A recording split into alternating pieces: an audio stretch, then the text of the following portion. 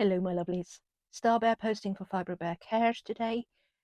This is my second post about the poem Sunlight on the Garden by MacNeice, and there's a specific reason for it, beyond the point that it is my favorite poem.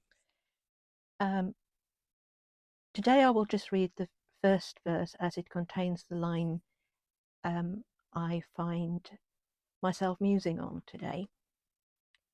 The sunlight on the garden hardens and grows cold. We cannot cage the minute within its nets of gold. When all is told, we cannot beg for pardon. The line I want us to think about today is hardens and grows cold. Hardens and grows cold. It's the line that made me fall in love with the poem, and it's still the line that makes me stop and think deep thoughts. I have loved this poem for 33 years. I remember the very first time I read it.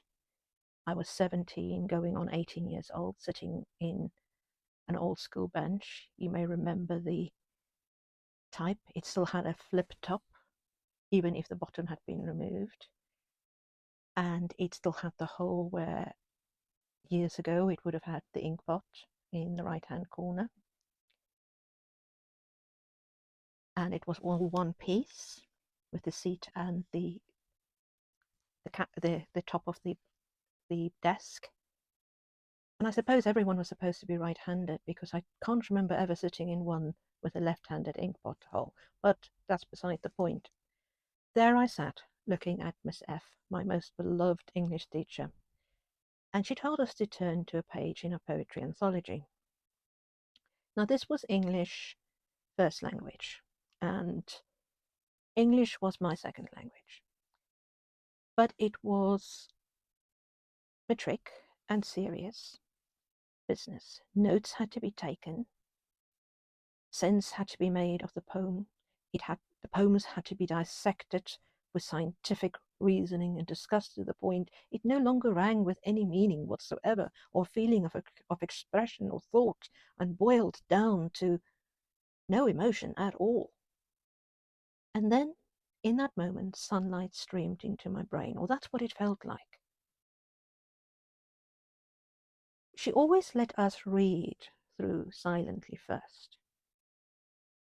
And that one line immediately made so much sense to me. It expressed every crystal moment of my life. Those moments that hardened and grew cold.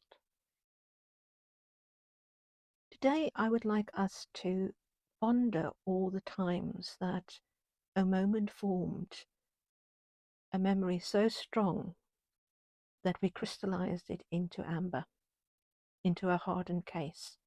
For good or evil, it became a transformative core memory, a memory we built the rest of our lives around.